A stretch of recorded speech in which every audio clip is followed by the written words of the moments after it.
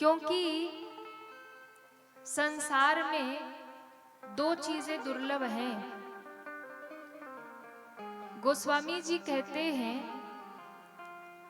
कि सब कुछ दुनिया में मिल जाना बहुत सरल बात है, मिल जाता है, सबको मिल जाता है। पापी से पापी को भी सब कुछ मिल जाता है, लेकिन भगवान की कथा, सत्संग, संतों का संग, ये बड़ा ही दुर्लभ संयोग है। सुत दारा अरु लक्ष्मी, पापी हूँ के घर हो।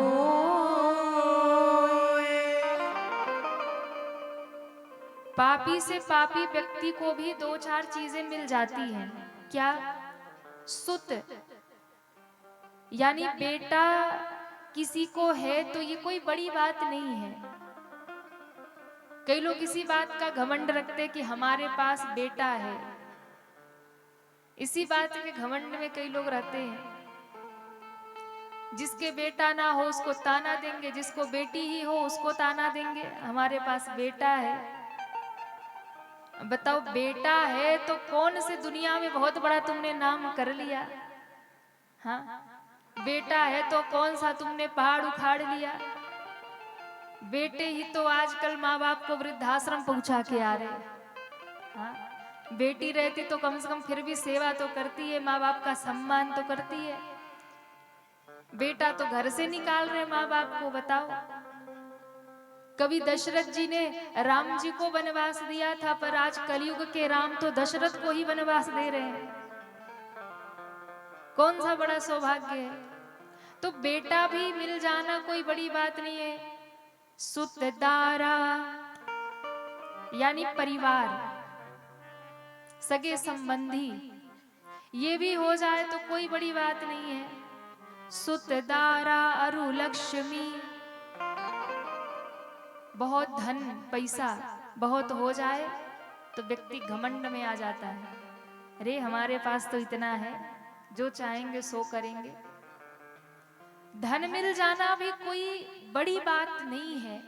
बहुत मेहनत करोगे धन हो जाएगा, या भाग्य में होगा, प्रारब्ध में होगा तो आपको बिना कुछ किए भी मिल जाएगा, या पूर्व जन्म का कुछ संचित कर्म होगा अच्छा तो भी आपको धन बहुत मिल जाएगा। तो पुत्र मिल जाना, परिवार मिल जाना, धन मिल जाना, ये कोई बड़ी बात नहीं है। ये पापी से पापी को भी मिल जाती है। सुत दारा अरु लक्ष्मी, पापी हूं के घर हो, सबको मिल जाती है। लेकिन दो चीजें दुर्लभ है, और ये दो चीज अगर मिल जाए तो समझना भगवान ने विशेष कृपा की है। वो दो चीज क्या है? तो कहा सत्संगति अरु हरि कथा, तुलसी दुर्लभ दो। इस संसार में दो दुर्लभ है, एक तो सत्संग, संतों का संग, और दूसरे भगवान की कथा। ये दोनों ही दुर्लभ है, और ये दोनों ही अगर मिल जाए तो समझ लीजिए भगवान की बहुत बड़ी कृपा बरस रही है। ये दो मिल जाए तो समझ लीजिए कि भगवान एकदम कृपा कर रहे हैं। अच्छा, ये सौभाग्य पहाड़ तल्ली वालों को मिल गया, क्योंकि यदि जगदम्बा प्रसन्न ना होती, माँ भगवती की कृपा ना होती और राम जी की कृपा ना होती तो इतना बड़ा ये यज्ञ, इस कथा का आयोजन यहाँ नहीं होता। ये हो रहा है, इसका अर्थ है कि वो प्रसन्न है, वो कृपा कर रहे हैं। आप लोगों को निमित्त बनाया, आप लोगों को इस कार्य में आगे बढ़ाया, ऐसी बुद्धि आपको दी कि आप ऐसा आयोजन करें। ये कृपा है। तो सत्संगति अरु हरि कथा, तुलसी दुर्लभ दो। दो चीजें दुर्लभ है, और मिल जाए तो समझो प्रभु की कृपा है। तो हम सभी पर भगवान की बहुत बड़ी कृपा है, जो कि ऐसी दिव्य कथा हम सभी को प्राप्त हो रही है। आज नवरात्रि का प्रारंभ हो रहा है। माँ की विशेष कृपा हम सभी पर है और यही कामना हम लोग करें कि माँ ऐसे ही कृपा करे, क्योंकि अभी जो समय थोड़ा चल रहा है वो कठिन समय है, सभी देशों के लिए भी और भारत के लिए भी बड़ा कठिन समय है। जैसी भी स्थितियां बनी है विश्व में युद्ध की, वो सब आप लोग जान ही रहे हैं। और ऐसा संतों का भी कहना है, ज्योतिषियों का भी कहना है कि जैसे 2025 में बड़ी बड़ी घटनाएं हुई, 2025 बड़ा कष्टकारी रहा, बहुत सारी घटनाएं हुई, वैसे 2026 में भी ऐसे बहुत सारे घटनाएं हो सकती हैं। ये साल भी बहुत कठिन हो सकता है, तो इसलिए बहुत ज्यादा हमें सतर्क रहने की आवश्यकता है, सजग रहने की आवश्यकता है और बहुत ज्यादा भगवान की शरण में रहने की आवश्यकता है। क्योंकि इस बार ऐसा हम नहीं कह रहे, ऐसा पंचांग कह रहा और संत लोग ऐसा कह रहे हैं कि इस बार की जो नवरात्रि प्रारंभ हो रही है बृहस्पतिवार से प्रारंभ हो रही है और माँ जिस समय आ रही है, वो जिस योग में आ रही है, जिस तिथि में आ रही है, वो योग, वो तिथि, वो सब तो अच्छी ही है, दिन भी अच्छा है, लेकिन माता रानी जिस सवारी पर होकर के आ रही है वो थोड़ा खतरनाक संकेत दे रहा है। हर बार माता रानी का वाहन सिंह नहीं होता है, हर बार माता रानी का वाहन बदल बदल करके होता है, दिन के हिसाब से होता है। जिस दिन नवरात्रि शुरू हो रही है उस दिन के हिसाब से माँ की सवारी होती है। तो इस बार जो माता की सवारी है वो पालकी है, जो पालकी में इस बार बैठकर माता आ रही है, तो ये बहुत सारे हमें संकेत भी दे रही है कि ये 2026 थोड़ा खतरनाक रहने वाला है। लड़ाइयों की स्थिति रहेगी, युद्ध की स्थितियां रहेगी, मंगल ग्रह भी ऊपर नीचे हो रहा है, तो उसमें बीमारियां ज्यादा आएंगी, प्राकृतिक आपदाएं ज्यादा आएंगी, जगह जगह आग बरसेंगे, आग लगेंगे, आग की समस्या ज्यादा होगी। और अभी आप देख ही रही है जो ये इजराइल अमेरिका ये सब युद्ध में लगे, ये क्या हो रहा है, एक दूसरे पर मिसाइलें परमाणु छोड़ रहे, बम छोड़ रहे, बमबारी हो रही, तो क्या हो रहा, आग ही तो बरस रहा है। तो ऐसी प्राकृतिक आपदाएं भी बढ़ेंगी इस साल में, ऐसा संत लोग भी कह रहे हैं, ज्योतिष शास्त्र भी ऐसा कह रहा है। और बहुत सारे शहरों में आज घटनाएं भी हो गई, चाहे कुछ भी हो पर संकेत तो कुछ है कि माँ डोली में आ रही है। कई शहरों में आग का तांडव अभी न्यूज में देखने को मिला कि वो चाहे दिल्ली में 4 मंजिले इमारत थी, उसमें आग लग गई, 9 की मौत हो गई। और सबसे बड़ी घटना तो एक इंदौर में हुई, वहां पर 3 मंजिला मकान में आग लग गई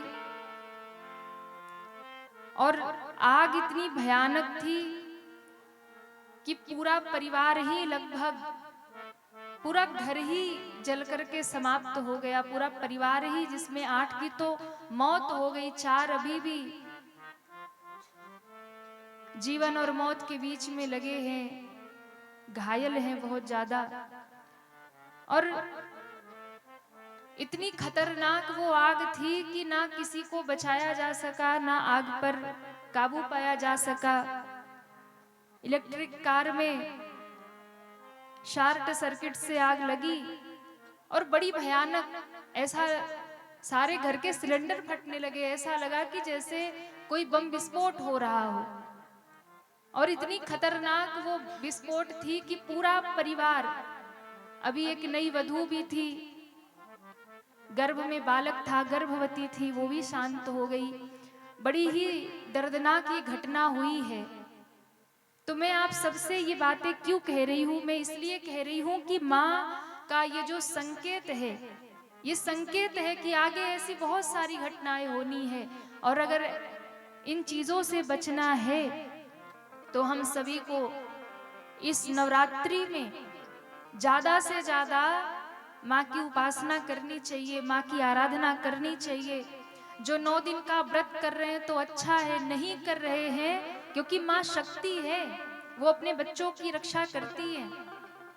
तो जो व्रत नहीं कर पा रहे हैं वो कम से कम शुद्ध सात्विक भोजन खाएं, वो भी मांस मदिरा आदि का सेवन ना करे, मांसाहार ना करे। इन 9 दिनों में विशेष रूप से आप पवित्रता का, सात्विकता का ध्यान दे, क्योंकि ये जो सम्मत अभी नया नववर्ष, हम हिंदुओं का नववर्ष चैत्र प्रतिपदा से प्रारंभ होता है।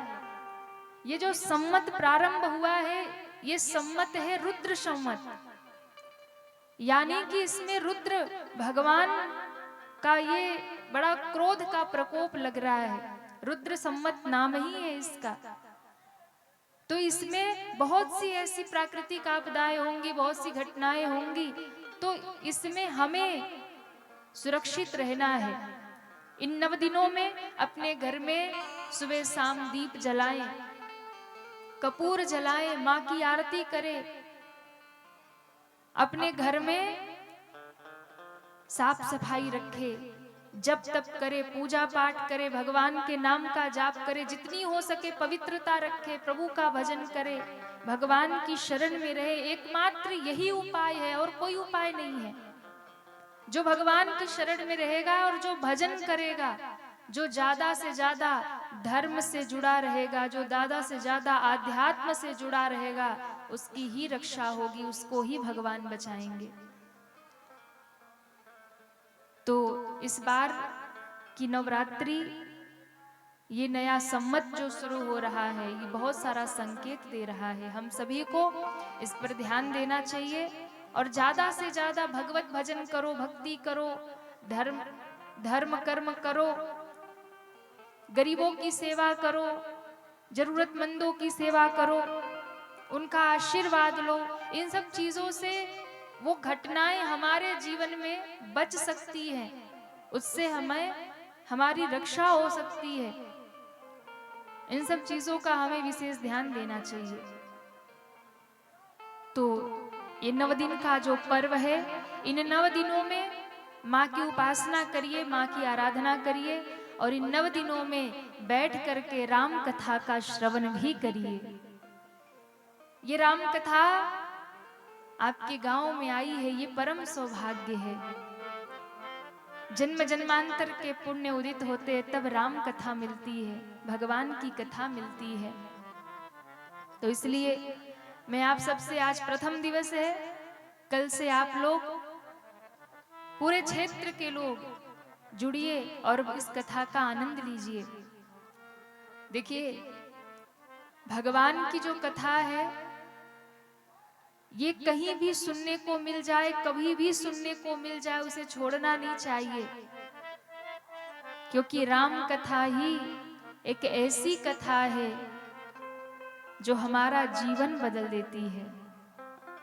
राम कथा ही एक ऐसी कथा है जो हमें जीना सिखाती है। राम कथा ही एक ऐसी कथा है जो हर एक को सुननी चाहिए, चाहे वो माता हो, पिता हो, पुत्र हो, पुत्रियां हो, कोई भी हो, हर एक व्यक्ति के जीवन में राम कथा की आवश्यकता है। कथा सुन करके अपने जीवन में उतारना भी बड़ी बात है। एक पिता का कर्तव्य क्या होता है, ये राम कथा सिखाती है। एक माता का धर्म क्या होता है कि राम कथा सिखाती है। एक पत्नी का कर्तव्य क्या है, एक भाई का धर्म क्या है, एक पुत्र का कर्तव्य क्या है, ये सब हमको ये राम कथा ही सिखाती है। तो जिनको भी अपने जीवन में सुधार करना हो, उन्हें राम कथा अवश्य ही सुनना चाहिए। राम कथा भगवान की कृपा से प्राप्त होता है और हमें जीवन जीना सिखाता है। मैं आप सबको निवेदन करूं, इन 9 दिनों में जिसके जिसके ऊपर भगवान की कृपा बरसेगी वो सब भगवान के इस कथा में आकर आनंद लेंगे। जैसे गंगा की धारा प्रवाहित होती है, वैसे राम कथा एक गंगा है और राम कथा की गंगा आपके पहाड़ तल्ली में आई है। 9 दिन तक राम कथा की गंगा यहाँ बहेगी और मैं कहूँ जिसके ऊपर राम जी की कृपा होगी वही आकर इस गंगा में गोता लगाएगा, वही आकर के इसमें स्नान करेगा। एक बड़ा प्यारा भाव हम लोग गाते हैं, राम कथा गंगा सुगम बही जाए, माँ कोई कोई नहाए। ये राम कथा की गंगा तो आ गई बहती हुई, पर इसमें गोता कौन लगाएगा, स्नान कौन करेगा, कौन नहाएगा? तो कहा जिस पर राम जी की कृपा होगी। आप देखना इन 9 दिनों में आप अनुभव करना, कोई ऐसा होगा जो बहुत दूर से आके सुन जाएगा और कोई ऐसा होगा बगल में ही रहता होगा, 9 दिन नहीं आ पाएगा। जिस पर ठाकुर जी की कृपा हो गई, जिस पर राम जी की कृपा हो गई, राम कथा गंगा सुगम बही जाए, माँ कोई कोई नहाए। राम कथा गंगा सुगम बही जाए, माँ कोई कोई नहाए। राम कथा गंगा सुगम बही जाए, माँ कोई कोई नहाए। राम कथा गंगा सुगम बही जाए, माँ कोई कोई नहाए।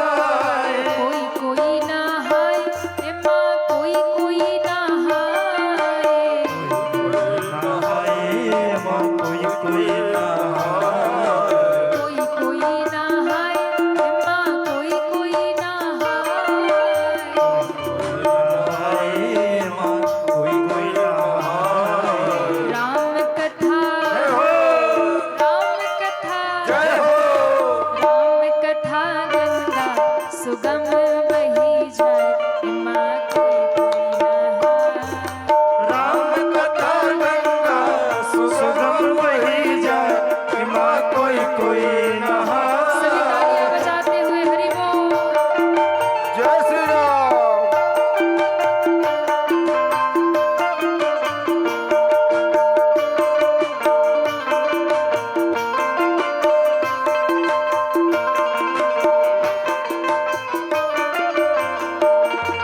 हरि बोल।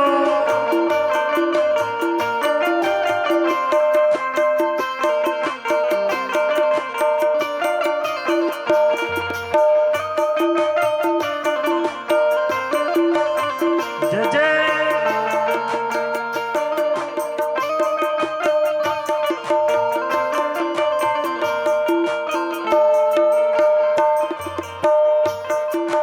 ब्रह्मा नहाए, माँ विष्णु नहाए। ब्रह्मा विष्णु नहाए। ब्रह्मा नहाए, माँ विष्णु नहाए। ब्रह्मा नहाए,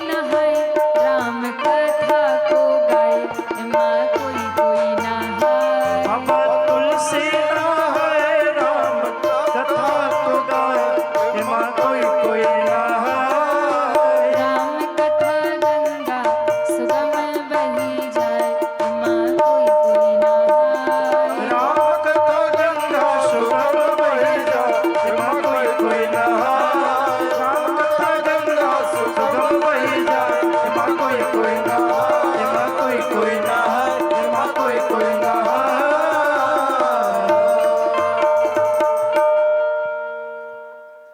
राम कथा गंगा सुगम बही जाए, माँ कोई कोई। नहाए। कौन नहाएगा राम कथा की गंगा में? कौन कौन नहाएगा? जो हाथ नहीं उठा रहे वो नहीं नहाएंगे। वाह, 9 दिन तक सबको राम कथा की गंगा में गोता लगाना है। हाँ, अब देखो गंगा जी तो जब जाओगे तब नहाओगे, पर कथा गंगा तो आपके गांव में ही आ गई है।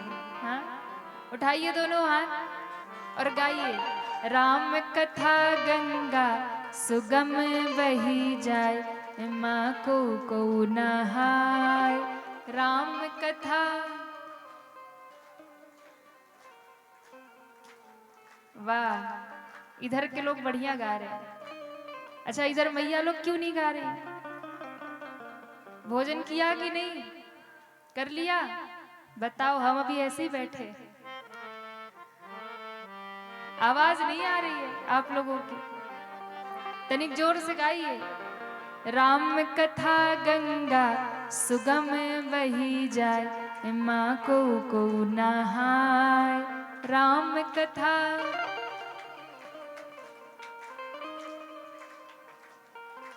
वाह, बस बस, आप लोग गाते बढ़िया है, कोई बात नहीं, अभी तो पहला दिन है। अब हमारी आदत है ना, हम काशी वासी हैं, और बनारस के लोगों में एक बात होती है कि वो जहां जाएंगे तो फिर भैया सबको जगा के रख देंगे। हाँ, तो आप लोग भी तैयार रहिए, 9 दिन की राम कथा में पूरे पहाड़ तल्ली को जगा के ही जाएंगे। और एक बात कि हमारे कथा में ये नहीं कि चलो शांति से बैठना है, सबको ताली भी बजाना है और सबको गाना भी है। ऐसा नहीं कि हम अकेले अकेले कथा गाएंगे। राम कथा हम तो 9 दिन गाएंगे ही गाएंगे, साथ में पूरे पहाड़ तल्ली वालों को भी गवाएंगे। आप लोग भी राम कथा गाने के लिए तैयार रहो, क्योंकि हम गाते भी हैं और गवाते भी हैं, तो आप लोग को गायक भी बना देंगे 9 दिन में, चिंता मत करो।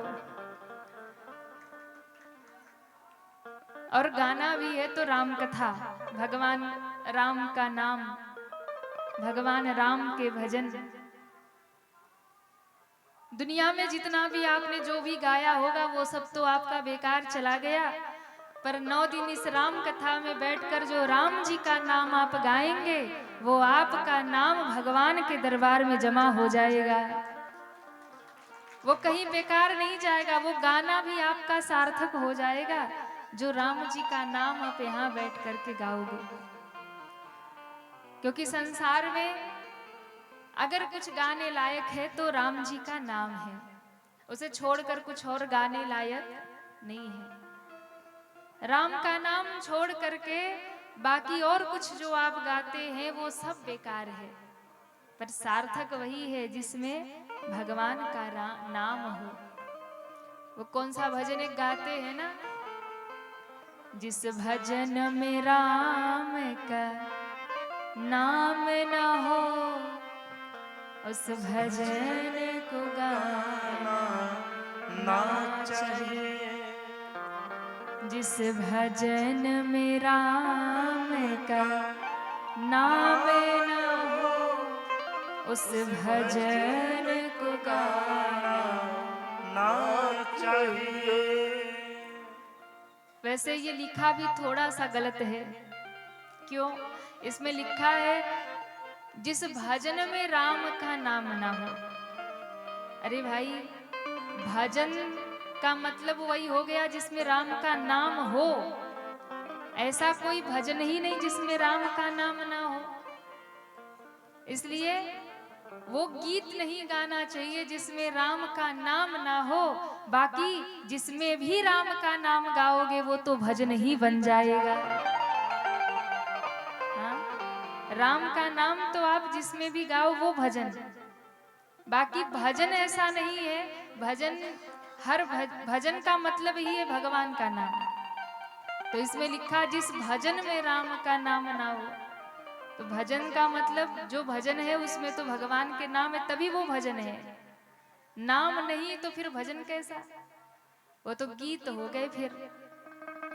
तो भगवान के नाम में जीवन की सार्थकता है। रामचरितमानस जिस ग्रंथ की कथा हम और आप सभी आज से सुनेंगे, उस ग्रंथ का नाम है रामचरितमानस। क्या नाम है? जोर से कहिए। आधे लोग नहीं बोल रहे। क्या नाम है इस ग्रंथ का? हाँ, ऐसे बोला करिए,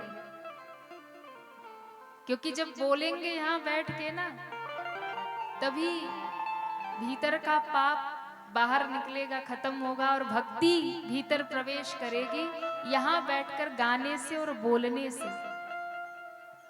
यहां चुप नहीं बैठना, यहां हाथ बांध के नहीं बैठना। जब भी कीर्तन भजन शुरू हो ताली बजा के गाओ, जोर जोर से गाओ। क्यों?